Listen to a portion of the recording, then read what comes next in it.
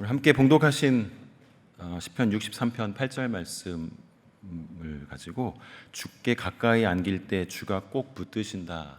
주께 가까이 안길 때 주가 꼭 붙드신다는 제목으로 함께 은혜를 나누기 원합니다. 그리고 오늘도 온종일 삶의 자리에서 고생 많으셨습니다. 주님께서 오늘의 수고를 기억해 주시고 또 우리 은혜와 사랑으로 우리 각자의 삶 가운데 우리 인생 가운데 위로와 복을 주시기를 축원합니다. 사람은 많은 것에 영향을 받습니다. 특별히 그 중에서도 가까운 것들에 많은 영향을 받습니다.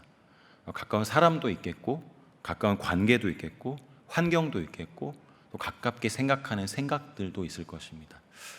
여러 가지 우리 사람들은 영향을 받는 존재이기도 하지만 그 중에 가까운 것, 가까운 곳에 있는 환경들, 생각들, 관계들 이런 것들에 가장 많이 영향을 받습니다. 가장 많이 겪는 일이나 최근에 겪은 일들 속에서 많은 생각을 하게 되고 또 그것에 생각이 멈추게 되고 그것 때문에 고민하거나 배우거나 또 그것 때문에 새로운 생각을 하게 되는 일들이 많기 때문입니다. 그래서 한번 생각해 봤습니다. 아무리 기억력이 좋은 사람이거나 지식이 많은 교수님이라고 할지라도 갑작스럽게 무엇을 말하라고 하면 쉽게 말할 수 없겠고 최근 읽은 책이나 자료나 논문들이나 또 그동안 고민하는 것들 그것들이 자신의 생각이나 글에 영향을 줄 수밖에 없지 않을까 이런 생각을 좀 해보게 되었습니다. 이것은 곧 우리 대부분의 사람들이 현재 겪고 있는 일들이나 현재 읽고 있는 책들 혹은 현재 경험하고 있는 여러 가지 사건이나 가치들 속에서 그런 것들의 생각이 멈출 수밖에 없고 그것들에 우리의 마음이 파묻힐 수밖에 없다는 것을 말해줍니다. 왜 이런 말씀 드리냐면 저는 최근에 한 선교지에서 도전받은 것이 있기 때문에 특별히 그것을 함께 좀 나누고 싶기 때문입니다. 그것은 하나님을 가까이 하는 것에 대한 말씀입니다. 물론 우리가 살아가면서 또 예배하는 현장 속에서 하나님을 가까이 하고 살아가고 있지만 특별히 하나님을 가까이 한다는 것이 어떤 것일까? 하나님을 깊이 추구하고 그분을 만나고 그분과 함께하는 것이 어떤 것일까에 대해서 새롭게 좀 도전을 받았습니다. 선교사님과 온정일 함께 다닐 일이 있었습니다.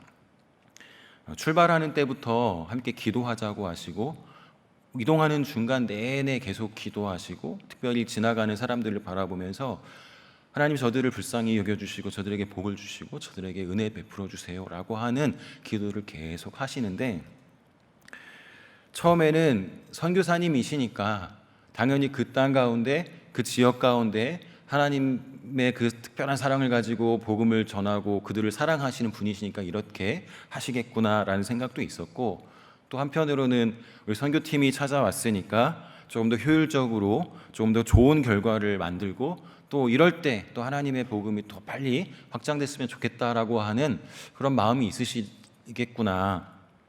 그러다가 이러다 또 마실 수도 있겠지. 우리 하루 종일 같이 다닐 텐데 계속해서 이렇게 기도하자고 하실까? 이렇게 계속 우리를 또 도전하고 이렇게 힘내게 하실까? 이런 마음이 강하게 들었습니다. 그런데 그러다가 어느새 제 입에서도 계속해서 주님께서 은혜 주셔야 됩니다. 하나님 이분들이 하나님께서 주시는 그 새 생명을 얻어야 됩니다. 제가 할 수 있는 것도 없고 우리가 할 수 있는 것도 없고 하나님만이 이들에게 새 생명이 되어주실 수 있습니다. 하나님만이 이들에게 새 소망이 되십니다. 하나님만이 희망 없는 이들에게 새 희망이 되십니다라고 하는 고백을 계속 온종일 하게 되고 주님 찾게 되는 그런 경험이 있었습니다. 물론 우리의 현실과 선교지의 상황이 다를 수 있고 그에 따라서 주시는 은혜가 분명히 다를 수 있습니다. 그러니까 우리 선교지에 갔으니까 이런 일이 있다라는 말씀을 드리려는 것이 아닙니다. 그 가운데 저 자신에게 도전이 되었던 것이 바로 이것입니다. 상황이 어떠하든 그 상황이 어떻게 되었든 그럼에도 불구하고 나에게 중요한 것은 내가 주님을 이렇게 늘 찾고 있는가, 내가 주님과 늘 가까이 있고 주님을 이렇게 깊이 사랑하고 있었는가의 문제였습니다.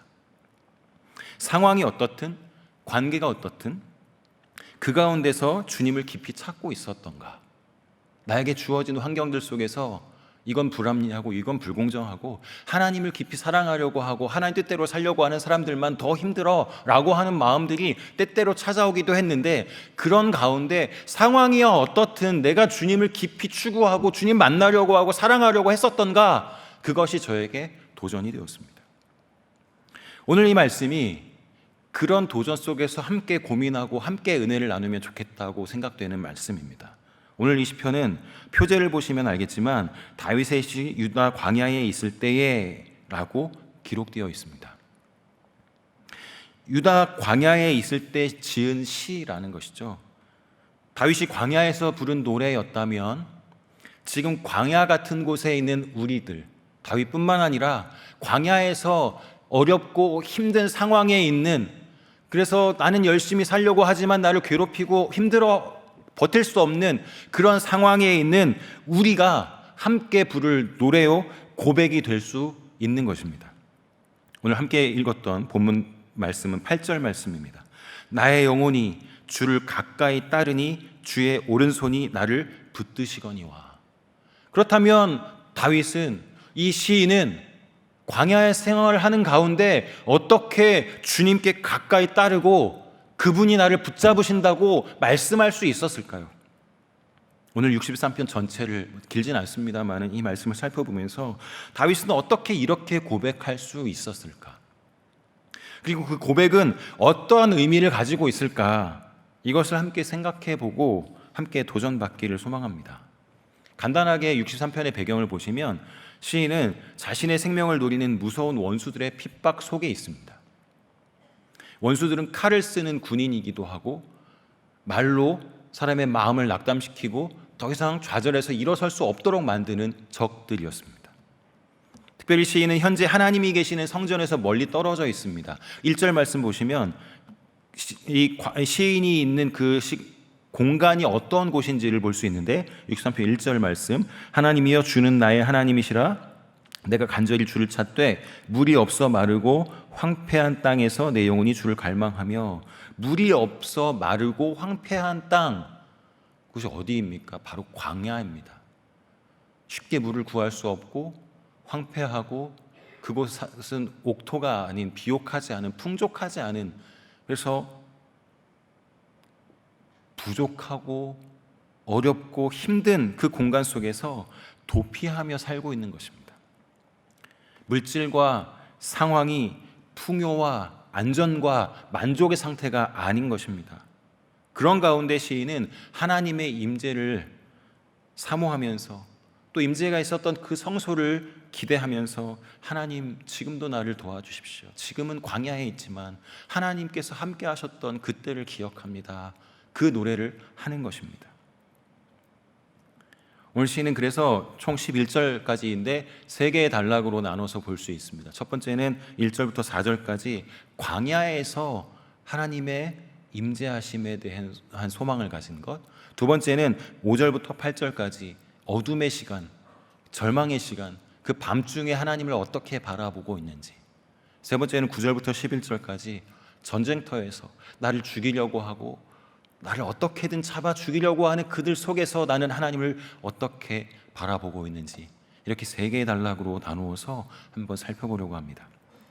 첫 번째는 광야에서 주님의 임재를 사모하는 이 다윗의 모습입니다. 1절 다시 한번 보시면 하나님이여 주는 나의 하나님이시라 내가 간절히 주를 찾되 물이 없어 마르고 황폐한 땅에서 내 영혼이 주를 갈망하며 내 육체가 주를 앙모하나이다.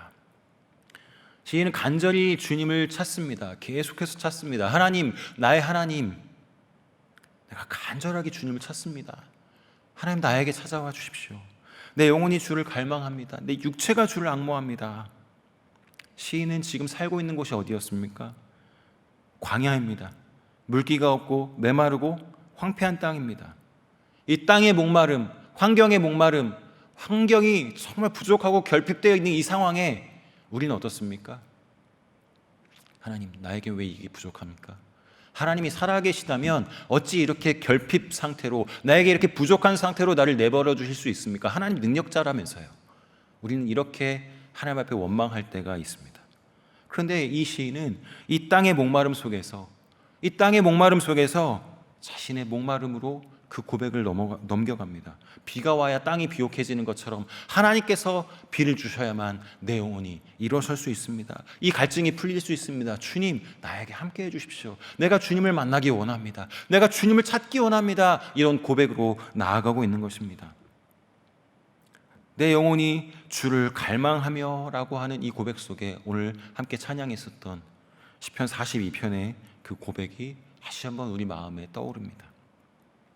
그래서 그 영혼의 갈망이 다시 한번 우리 육체의 갈망, 애타하는 주님을 애타게 찾아 나서는 그 모습으로 이어집니다. 내 육체가 주를 앙모합니다. 그리고 2절, 내가 주의 권능과 영광을 보기 위하여 이와 같이 성소에서 주를 바라보았나이다. 공동번역 성경이 조금 더 의미를 잘 설명해 주는 것 같습니다. 당신을 그리면서 성소에 왔사오며 당신의 힘, 당신의 영광을 배우려 합니다. 갈망하고 갈급한 상태지만 주님께서 힘이 되시는 걸 내가 알기에 주님을 만나기를 원합니다. 주님께서 능력이 되시는 걸 알기에 주님을 보기를 원합니다. 라고 주님을 보기를 소망합니다. 그리고 3절과 4절, 주의 인자하심이 생명보다 나음으로 내 입술이 주를 찬양할 것이라. 이러므로 나의 평생에 주를 송축하며 주의 이름으로 말미암아 나의 손을 들리이다. 다윗은 먼저 주님의 임재를 사모하고 주님과 함께 있기를 원했고, 오늘 3절과 4절에서는 주님의 인자하심을 갈망합니다.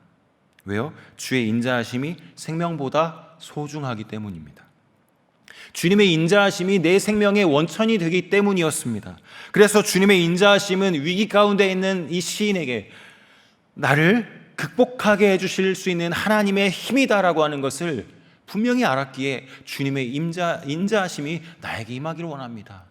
주의 인자하심이 생명보다 나음으로 내가 주님을 찬양하기를 원합니다. 나에게 함께 해주옵소서, 나에게 찾아와 주옵소서, 이런 고백을 하는 것입니다.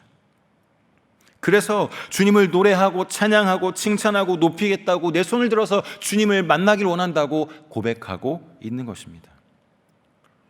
이 첫 번째 1절부터 4절까지의 말씀을 보면 환경의 결핍, 부족함이 영혼의 갈망으로 이어지고 그 영혼의 갈망이 육체의 간절함으로 더욱 주님을 찾게 되었던 이 다윗의 고백을 우리는 확인할 수 있습니다.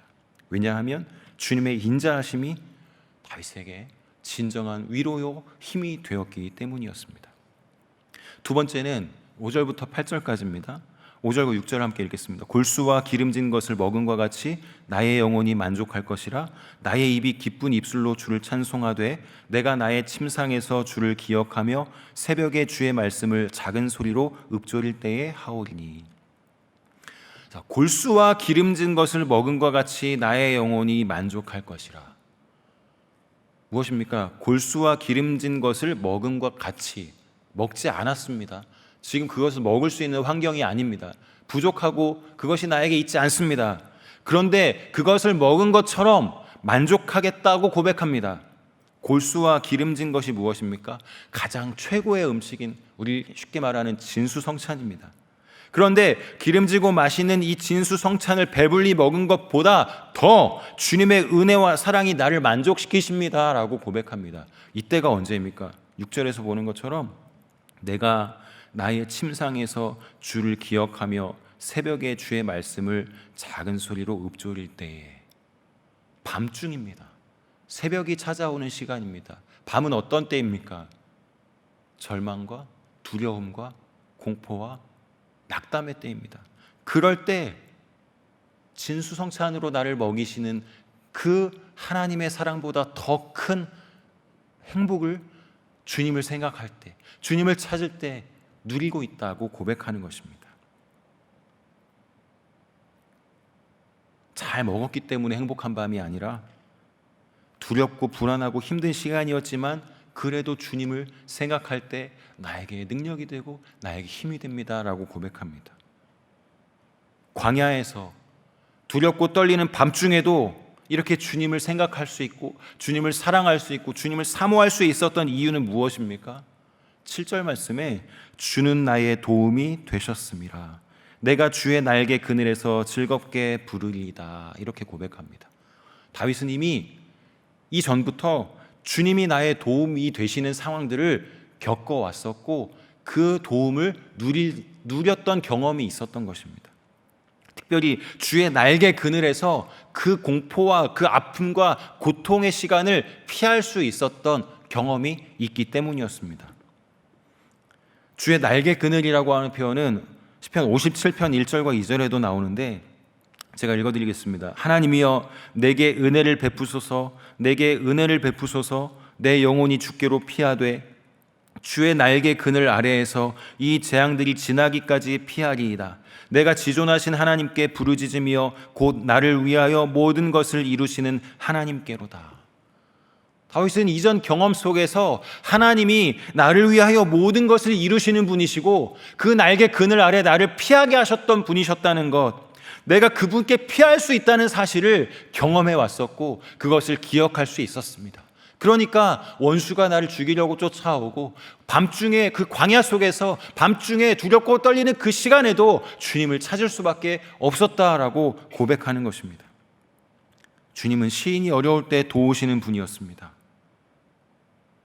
주께서 안아주시고 도와주시기를 지금도 기대하며 내가 지금 밤중이지만 새벽에 주의 말씀을 작은 소리로 읊조릴 때 주님 찬양합니다. 이렇게 고백합니다. 또 8절에서도 나의 영혼이 주를 가까이 따르니 주의 오른손이 나를 붙드시거니와, 주님이 도움이 되시는 것 분명히 기억했고 주님께서 그 날개 그늘 아래 나를 피하게 하시고 보호하신다는 것 분명히 알았는데 거기에 이어서 내 영혼이 주를 가까이 따릅니다. 이런 고백을 합니다. 하나님에 대한 신뢰를 더 깊이 하여서 주님께 내가 있는 힘을 다하여 주님을 가까이 따르겠다라고 고백합니다. 여기서 가까이 따른다는 것이 어떤 의미를 가졌을까요?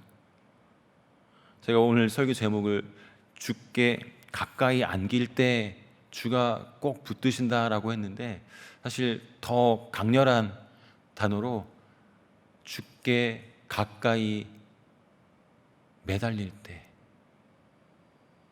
주께 가까이 들러붙을 때 이렇게 쓰고 싶었는데 들러붙다라고 하는 단어가 우리가 생각할 때 때때로는 부정적인 이미지도 좀 가지고 있는 것 같아서 조금 순화한 안길 때라고 했는데 주님께 안긴다는 것, 가까이 따르겠다는 것이 주님께 안기겠습니다. 조금 더 강한 의미로 주님께 매달리겠습니다. 더 강하게 내가 주님께 들러붙어서 주님으로부터 떨어지지 않겠습니다 라고 하는 고백인 것입니다. 마치 자식이 부모의 품 안에 가까이 들러붙어서 안기고 떨어지지 않겠다고 하는 것, 그것과 같다는 것입니다. 보호자 되시고 아버지 되시는 주님은 자기에게 들러붙고 매달려 안길 때 힘찬 오른손으로 붙잡아 주시고 인도해 주시고 지켜주시고 동행해 주시는 분이십니다. 다윗은 이것을 시편 여러 곳곳에서 확인하고 고백할 수 있었는데 시편 17편 7절에도 주께 피하는 자들을 그 일어나 치는 자들에게서 오른손으로 구원하시는 주여 주의 기이한 사랑을 나타내소서, 이런 고백을 합니다. 오른손으로 구원하시는 주님. 그래서 다윗은 하나님 앞에 피할 수 있었고 주님께 매달리겠다고, 들러붙겠다고, 따라가 안기겠다고 고백할 수 있었던 것입니다. 하나님은 이사야를 통해서 내가 어떻다라고 말씀하십니다. 이사야 42장 6절에 나 여호와가 의로 너를 불렀은즉 내가 내 손을 잡아 너를 보호하며 너를 세워 백성의 언약과 이방의 빛이 되게 하리니 그랬습니다. 하나님께서 내가 내 손을 잡아 너를 보호하겠다, 너를 세워 백성의 언약과 이방의 빛이 되게 하겠다고 하나님께서 약속하셨습니다.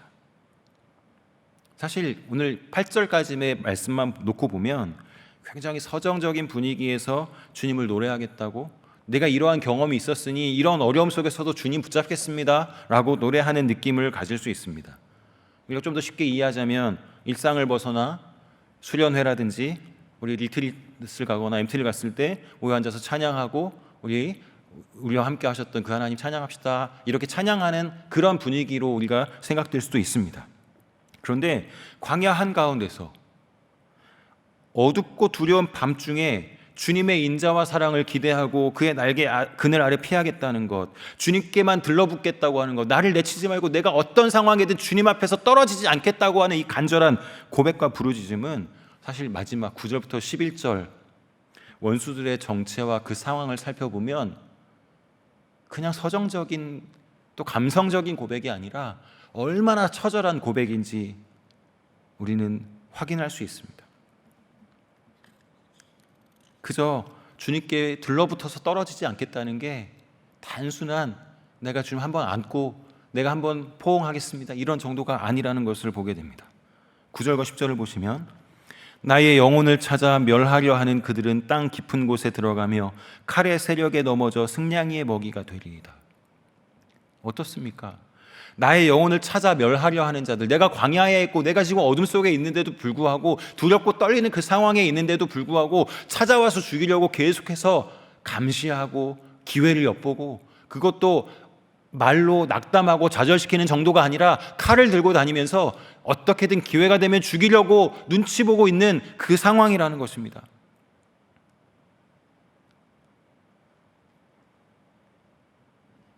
왜 시인이 황량한 광야에서 이렇게 목마르게 살았겠습니까? 목숨을 노리는, 그저 한번 죽여야 되겠다가 아니라 어떻게든 죽이려고 쫓아다니는 적들, 원수들이 있었기 때문이었습니다. 어쩌면 인생에 찾아오는 어려움, 아픔이라는 측면에서는 이 시인이나 우리나 동일한 환경이 있었다고도 생각되지만 어쩌면 우리보다 더 치열하고 처절한 환경 속에서 주님의 도우심을 구하고 있는지도 모르겠습니다. 근데 이 시인은 그런 상황 속에서도 좌절하거나 낙담하거나 마음 상해하지 않습니다. 오히려 원수들이 파멸할 것을 확신하고 하나님께서 그들을 칼의 세력에 넘겨져 승냥이의 먹이가 되게 하실 것이라고, 또 11절에서는 왕은 하나님을 즐거워하리니 주께 맹세한 자마다 자랑할 것이나 거짓말하는 자의 입은 막히리로다. 그들은 분명히 망할 것이라고 확신하고 또 주님을 노래하고 있는 것을 오늘 마지막 9절부터 11절에서 확인할 수 있습니다. 오늘 이 말씀을 쭉 살펴보면 주께 가까이 안길 때, 주님께 가까이 가면 주님이 꼭 붙들어 주시고 은혜 주시고 함께 해주시고 책임져 주신다는 것 우리는 확인할 수 있고, 또 어쩌면 이거 너무 당연한 일 아닐까? 우리가 성경을 살펴보면서 믿음으로 살다 보면 이건 너무 당연한 일, 우리가 많이 들어왔고 확신할 수 있고 경험했던 일 아닌가? 그래서 그러면 이 말씀 통해서 우리가 어쩌라는 걸까? 이렇게 생각 드시는 분도 계실 것 같습니다. 주님께서 꼭 붙드실 수 있도록 우리는 주님께 가까이 안겨야 합니다. 들러붙어야 합니다. 그 은혜 앞에 엎드려야 됩니다. 그러면 어떻게 하는 것이 주께 안기는 것일까? 이 질문을 해보게 됩니다. 주께 가까이 안긴다, 들러붙는다. 기회가 될 때 주님 앞에 한번 안아보는 것, 우리 가족을 사랑하는 마음으로 한번 포옹하는 것 정도를 말할까요? 오늘 본문 가운데 시인의 고백을 살펴보면 광야 생활 중에, 고통 중에, 원수의 공격 속에서도, 깊은 침울한 어둠과 같은 상황 속에서도 주님을 생각하며 주를 앙모하고 바라보고 찬양하고 손을 들고 읊조렸던 것을 보게 됩니다.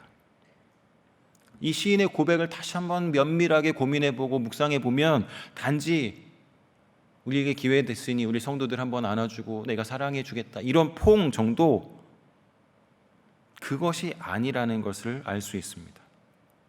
가까이 꼭 매달리고 들러붙어서 애써서 따라가려고 힘이 붙이고 정말 환경이 되지 않는다 할지라도 애써서 따라가려고, 떨어지지 않으려고 온 힘을 다했다는 것을 확인할 수 있습니다. 왜요? 하나님의 인자하심이, 하나님의 사랑하심이 나를 살린다는 것을 분명히 알았고 그것만이 내 진정한 힘이라는 것을 알았기 때문에 그것에서 떨어지지 않기를 원했던 것입니다. 그러면 주님께 가까이 안기려고 하는 우리의 모습은, 오늘 시인은 이렇게 떨어지지 않으려고 했는데 주님께 가까이 안기려고 하는, 주님께로부터 떨어지지 않으려고 하는 우리는 어떤 모습으로 하나님께 붙어야 할까? 곧 내일부터 추석 명절을 가족 친지들과 보내야 하는 우리가 할 수 있는 일은 무엇일까요? 또 내 삶의 자리 한가운데서 주님께 매달리고 들러붙고 애써서 따라가려면 무엇을 해야 할까요? 이런 고민을 오늘 말씀 속에서 한번 해보고 싶습니다. 사실 주님께 매달리고 들러붙고 애써서 따르려면 대가를 지불해야 합니다. 말씀 시작할 때 서론 부분에서 선교지 이야기를 잠시 드렸는데 지금 이 부분에서도 우리의 선교지를 잠깐 떠올려 보면 좋겠습니다. 여러분 다녀오셨던 선교지, 국내든 해외든 그 선교지들을 한번 머릿속에 그려보십시오. 예수님을 믿겠다고 결단한 이후에 사람들의 반응은 크게 보면 두 가지로 나눌 수 있을 것 같습니다. 그것은 국내든 해외든 별다른 차이는 없을 것 같습니다.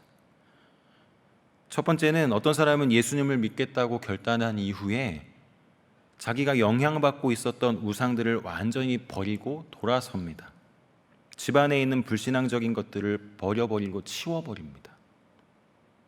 또 다른 한편으로 어떤 사람은 결단은 했지만 우상들을 그 자리에 그대로 둡니다. 예수님과 우상 사이에 저울질을 합니다. 선교지의 모습을 한번 떠올려 보십시오. 제주 같은 또 섬 지역 혹은 이제 바닷가에 있는 어르신들을 좀 만났을 때 교회 한번 가보고 싶다. 그리고 말씀 듣고 나도 한번 교회는 가보고 싶다. 그런데 그렇게 했을 때 자녀들이 의를 끊겠다고 하고 부모 자식 간의 관계를 더 이상 갖지 않겠다고 또 마음을 불편하게 하고 어렵게 만드는 경우가 종종 있었습니다. 그럴 때 그것을 포기할 수 없어서 그리고 그동안 붙잡았었던 그 우상들과 미신들을 놓는 순간 내가 불행해질 것 같아서 교회 가고 싶은 마음이 있지만 예수는 믿어보고 싶지만 섣불리 갈 수 없다고 말씀하시는 분들의 이야기도 들었습니다. 해외는 어떻습니까?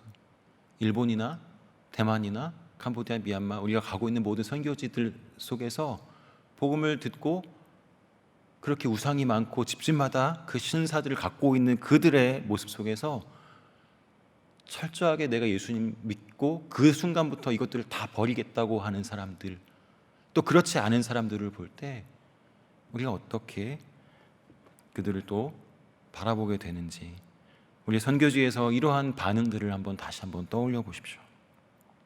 그럼 선교지뿐만 아니라 마찬가지로 우리가 살아가는 삶의 자리에서 우리의 자리에서도 더욱 주님께 매달리고 애써서 붙어있기 위해서 처음 예수님을 영접하거나 처음 예수님 믿고 내가 결단하겠다고 하는 그들의 모습 그리고 그것과 더불어서 우리의 모습 속에서 내가 주님께 매달리고 애써서 붙어있기 위해서 끊어야 할 것, 바꾸어야 할 것, 버려야 할 것 이것들이 너무도 많이 있습니다. 일례로 선교 현장에서 어떤 신상 또 부적, 또 신의 그림 같은 것들이 그런 것이라면 여러분 각자에게 나의 삶의 자리에서 버려야 할 것, 바꾸어야 할 것은 무엇입니까? 주님을 더 깊이 쫓기 위해서, 주님을 더 깊이 사랑하기 위해서 내가 지금 버려야 할 것, 바꾸어야 할 것은 무엇입니까? 우리 삶 속에 주님께 향하지 못하도록 하는 우리의 관계들, 혹은 습관들, 태도, 주님을 더 사랑하지 못하게 하는, 결단하지 못하게 하는 우유부단함, 또 불안함, 여러 가지가 있을 것입니다.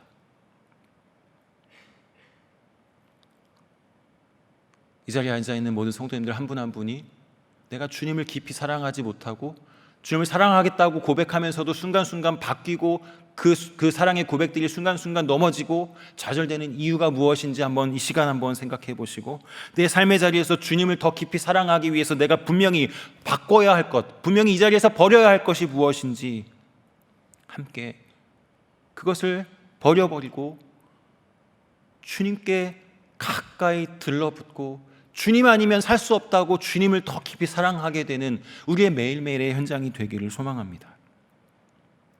말씀을 정리하겠습니다. 어떤 것이 주님을 사랑하고 매달려 들러붙어 은혜를 누리는 방법이 되겠습니까? 오늘을 살아가는 동안 내가 버리지 못한 것, 내가 바꾸지 못한 것, 이것을 하루에 한 가지씩 버리고 바꿈으로 더욱 주님께 매달리고 들러붙는 은혜가 저와 여러분들에게 있기를 축원합니다.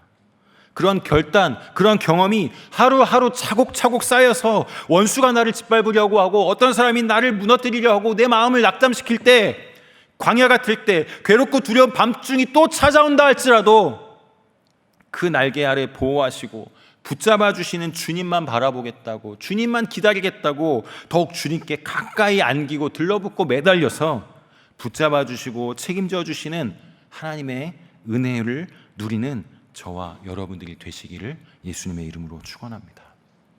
오늘 이 말씀을 생각하면서 주님, 우리의 삶의 현장 속에 늘 주님 필요하다고 말하지만 늘 금방금방 잊어버립니다.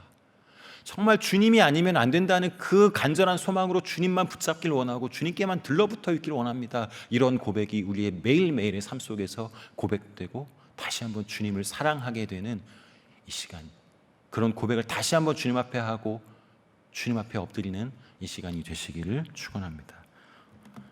우리 오늘 말씀을 생각하면서 하나님께서 다시 한번 주님을 깊이 사랑하는 마음 부어주옵소서. 내가 바꾸어야 할 것, 변해야 할 것, 버려야 할 것 생각나게 하시고 하루하루 그 고백 속에 성장해가는 은혜를 누리게 해달라고 함께 기도하시고 또 각자 가지고 나오신 기도 제목 가지고 기도하시다가 돌아가도록 하겠습니다. 기도하겠습니다. 하나님 감사합니다. 주님, 우리의 부족함을 고백합니다.